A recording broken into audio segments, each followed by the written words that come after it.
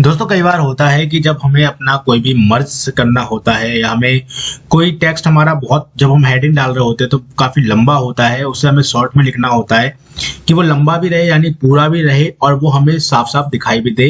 यानी जिस तरीके से यहाँ पे ये आपको दिखाई दे रहे हैं, मैंने एजुकेशनल यहाँ पे लिखा हुआ है, ये देखिए पूरा दिखाई नहीं दे रहा। ऑफिशियल नोटिस लिख के रखा है मैंने, ये भी पूरा दिखाई नहीं दे रहा। और यहाँ पे स्टूडेंट डेटा लिखा है, ये भी पूरा दिखाई नहीं दे रहा। ठीक है, तो अब ये अगर मैं कुछ ऐसे तरीका करूं कि हेडिंग साफ साफ दिखे तो मैं क्या करूंगा। तो इसके लिए दोस्तों कुछ यूज होते हैं जिसमें हम wrap text, shrink to fit और मर्ज सेंटर का हम इस वीडियो में यूज करेंगे।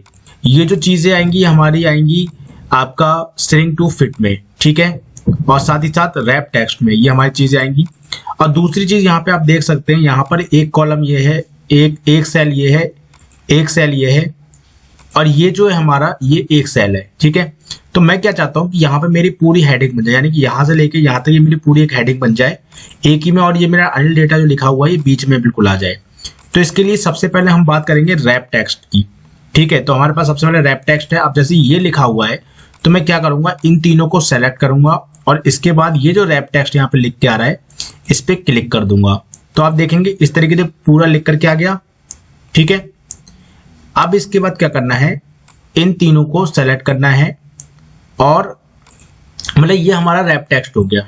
ठीक है, अच्छा अब दूसरी चीज हमारी हो गई श्रिंक टू फिट। अब हम श्रिंक टू फिट करना चाहते हैं, ये जो चीजें हमारी छोटे में लिख जाए, हमें ज्यादा बड़े में नहीं चाहिए। तो यहाँ पे एक एरो देख रहे होंगे नीचे की तरफ अलाइनमेंट में, इस पे क्लिक करना है।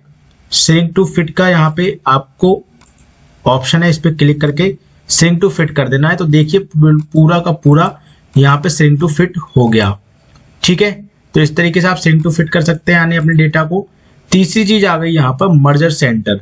अब जैसे कि ये हेडिंग दी हुई है, इस हेडिंग को आप तीनों कॉलम में एक ही रखना चाहते हैं तो सबसे पहले इन तीनों को सेलेक्ट कर लीजिए और यहाँ पे मर्ज और सेंटर का जो ऑप्शन है इस पे क्लिक कर दीजिए।